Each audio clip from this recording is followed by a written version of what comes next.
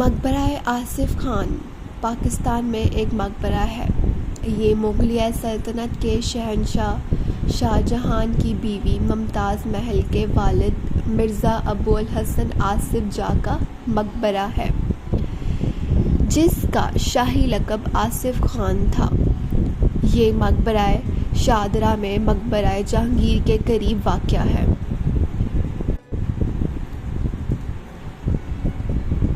اعتقاد خان العروف ابو الحسن آصف جاہ اعتماد الدولہ مرزا غیاث کا بیٹا، نور جہاں کا بھائی اور شاہ جہاں کی محبوب زوجہ ممتاز محل کا والد تھا۔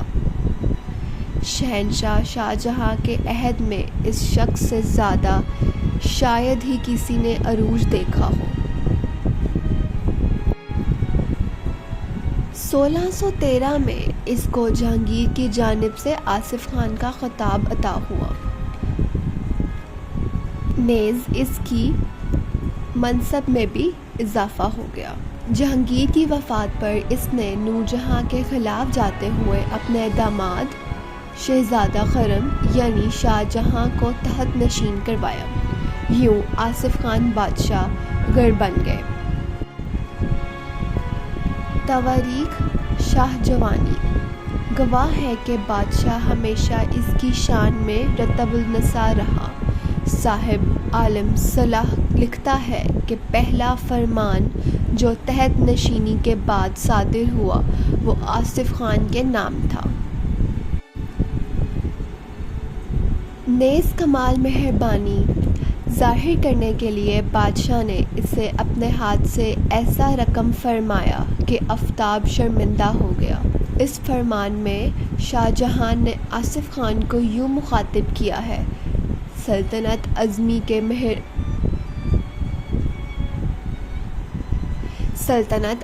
کے محرم راز، خلافت کبری کے واقف اسرار، وفاداروں کے سرخیال، صاحب سیف و قلم، صاحب تدبیر،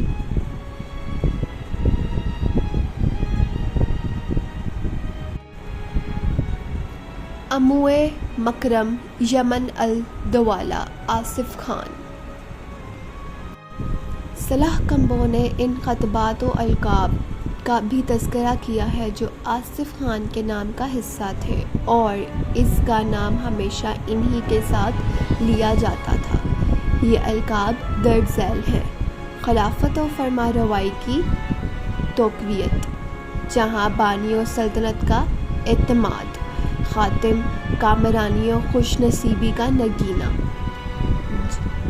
جانثاری و اصالت کی آبرو، دولت و اقبال کے تحت کا نگینہ، جہاں کشائی کے معروکوں کا ہر اول، کام بخشی و کامرانی میں پیش رو داد۔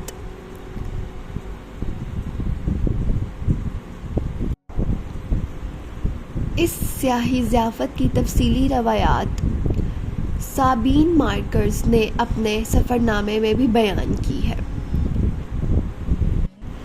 اس کے بقول آصف خان نے اس دعوت پر تقریباً 7 لاکھ روپے خرچ کیے اور جوہرات بادشاہ کو پیش کیے تھے۔ اسی سے باقی انتظامات کا بھی اندازہ لگایا جا سکتا ہے۔ آصف خان کو مختلف عوام و فنون میں بھی امتیازی حیثیت حاصل ہے۔ سمسام الدولہ شاہنواز خان نے ماسر المراح میں آصف خان کی ادوات و حصائل و اس کے خصوصیات، آصف خان کے ادوات و حصائل اور اس کے خصوصیات کا سیر حاصل تذکرہ کیا ہے۔ وہ لکھتا ہے کہ دوسرے امرا کی تنقیح حساب وہ خود کرتا تھا اور اس سلسلے میں وہ کسی کی رہنمائی کا محتاج نہ تھا۔ اس کی سرکار میں جو اخراجات اور مصارف ہوتے تھے وہ عقل میں نہیں آتے تھے، خصوصاً اس کے قریبی رشتے اور بادشاہ، شہزادوں اور بیگمات کی تشریف فرما ہونے پر جو ضیافتیں اکثر ہوتی تھیں ان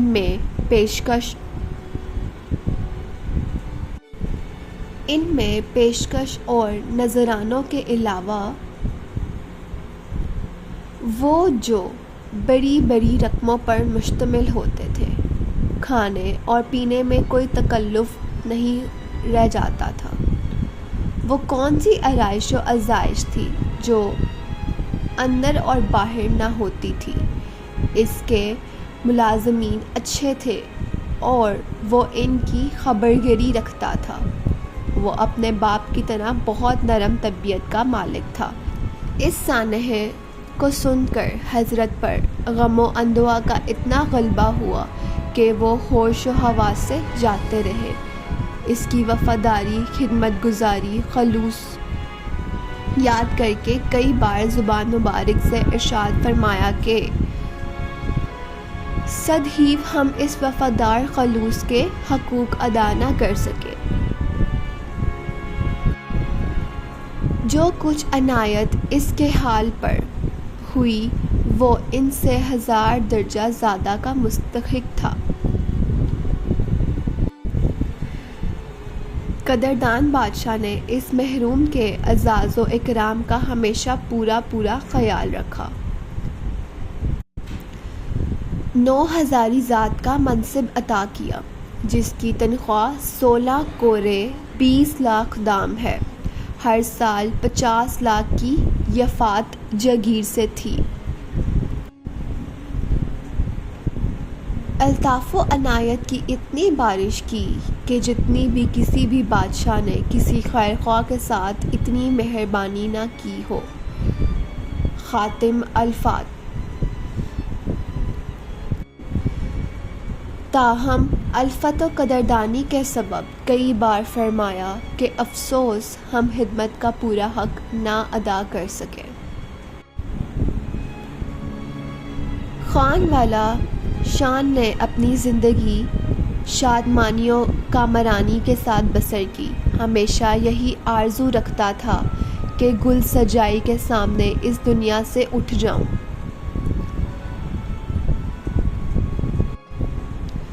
خافی خان نے اس کے متعلق بتایا ہے کہ اس کی حویلی دار و شکوہ کو عنایت ہوئی جبکہ 2 کروڑ 50 لاکھ بحق سرکار ضبط ہوئے۔ بادشاہ نے 25 لاکھ روپے اس کے بدلے میں اس کو بخش دیے۔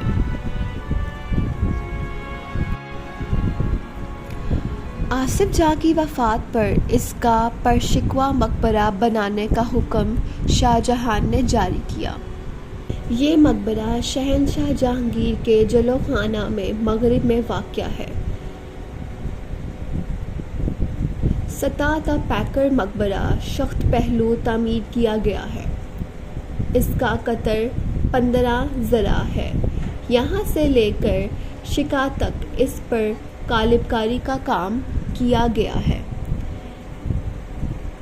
اس کے ہشت پہلو کمرے کے اندر 8 خوبصورت نشمین ہیں جبکہ بیرونی جانب 8 پیش طاق ہیں۔ یہ نیم مسمن کی صورت میں 7 گز لمبے، 4 گز چوڑے اور 11 گز اونچے ہیں۔ اضواء عمارت کو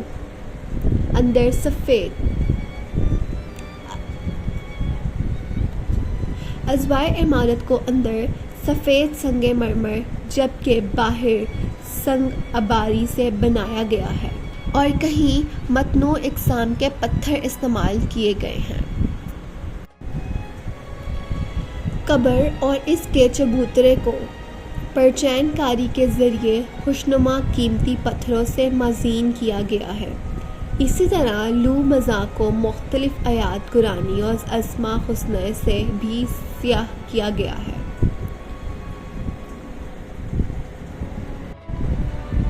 فرش عمارت کو گرہ-بندی کے انداز کے مختلف پتھروں سے تیار کیا گیا ہے۔ مقبرے کے اطراف میں موجود ہشت پہلو چبوترے کے لیے جو گھیر میں 60 ذراع ہے، سنگ سرح استعمال کیا گیا ہے۔ یہ عمارت 4 چمن باغ کے وسط میں تعمیر کی گئی ہے، جس کا طول و طرز 300 ذرا ہے۔ اس باغ کے گرد دیوار بھی ہے۔ مقبرے کے مغربی دیوار کی جانب ایک خوبصورت مسجد ہے۔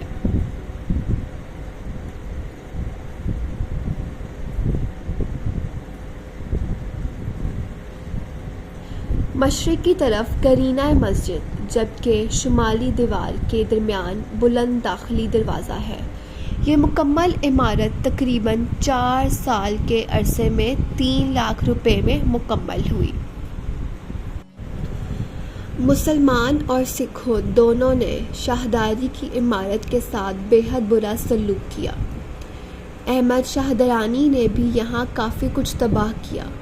سکھوں نے پتھر اکھاڑ ڈالا، بلکہ برطانوی دور میں جب سپاہی یہاں مقیم ہوئے تو عمارت کا کوئی بھی بھلا نہیں ہوا، لیکن مغل عہد کے اس شاہکار مقبرے کو شاید سکھ دور حکومت میں سب سے زیادہ نقصان پہنچا۔ سکھ سہ حکمان لاہور نے پہلے مقبرے اور اس کے ساتھ ساتھ موجودہ دیگر عمارتوں کو برباد کرنا شروع کر دیا۔ تیجا سنگھ نے مقبرے کو اپنی فوجوں کے باریک کے طور پر استعمال کیا۔ ڈاکٹر عبدالخان چغتائی نے انگریز سیاح ولی کے حوالے سے لکھا ہے کہ اس کا جب رنجیت سنگھ کے دور میں یہاں سے گزر ہوا تو اس نے دیکھا کہ مقبرے کی سنگ مرمر کو سلی بیل گاڑیوں میں ڈالی جا رہی ہے، حتیٰ کہ خرش و گنبد کا پتھر اکھیرا ہوا ہے۔ باغ میں بانہ دری کی تعمیر کی جا رہی ہے۔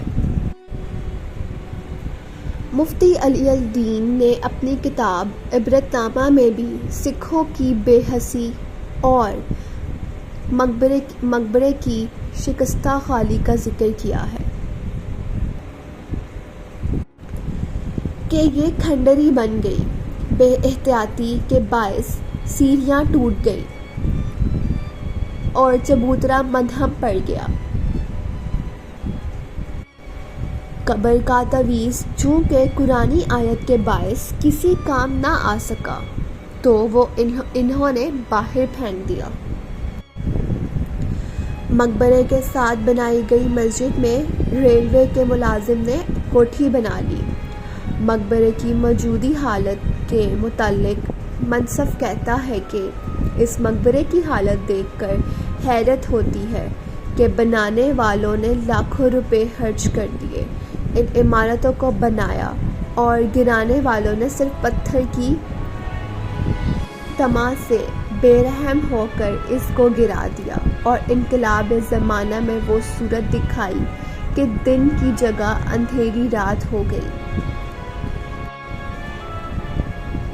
کھنیا لال نے یہ بھی درج کیا کہ اس کے ذریعے حکومت نے اس عمارت کی مرمت کروائی ہے۔ 1920 اور 1925 میں خطیر رقم مقبرے پر خرچ کی گئی، سیڑھیوں کو دوبارہ تعمیر کیا گیا، باقی زمین خرید کر اس کو بھی بحال کیا گیا۔ تقسیم ہند کے بعد مقبرہ دوبارہ لمبے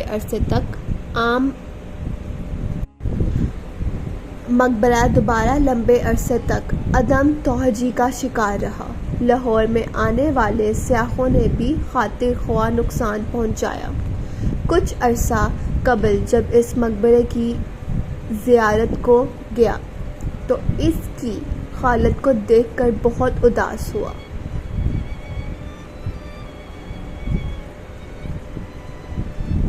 خطوطاً اکثر آپ کے ذہن میں ماضی میں مقبرے کی شان و شوکت کا نقشہ ہو تو آپ اس کو مزید دیکھیں تو آپ افسردہ ہوں۔ اس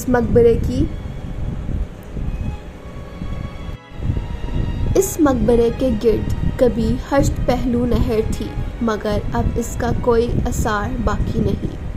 اس کے ساتھ موجود جن عمارات کا تاریخ میں تذکرہ موجود ہے وہ اب ناپائیدار ہو چکی ہیں۔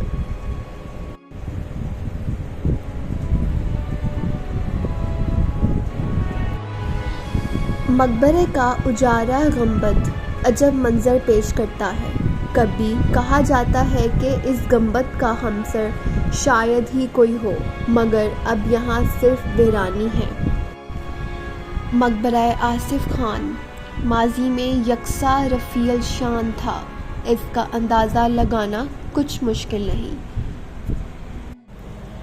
ڈاکٹر عبدالخان چغتائی کے مطابق اس مقبرے کا معمار بھی احمد لاہوری ہے۔ احمد لاہوری ہی نے تاج محل تعمیر کیا تھا، تو اس نے اپنے فن کے جوہر یقیناً جہاں بھی دکھائے ہوں گے۔ مقبرے پر کہیں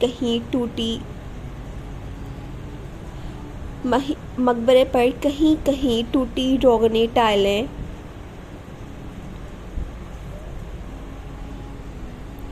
مقبرے پر کہیں کہیں ٹوٹی روغنی ٹائلوں کشی کاری دکھتی ہے، جو اس بات کی گواہ دیتی ہے کہ ان کھنڈروں نے کبھی برا وقت بھی دیکھا ہے۔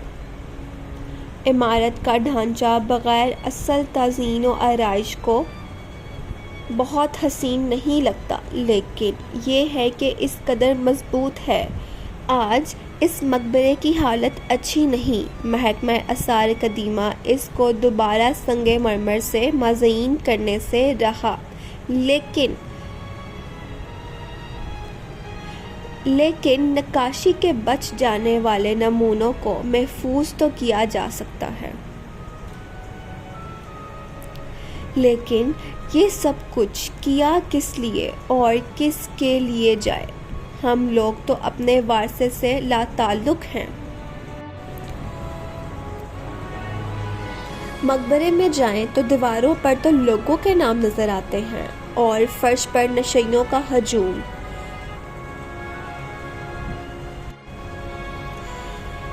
یہ اس شخص کے مزار کا احوال جو مغلیہ سلطنت کا کبھی سب سے طاقتور انسان تھا۔ آج سلطنت بھی برباد ہو چکی اور اس کا مقبرہ بھی۔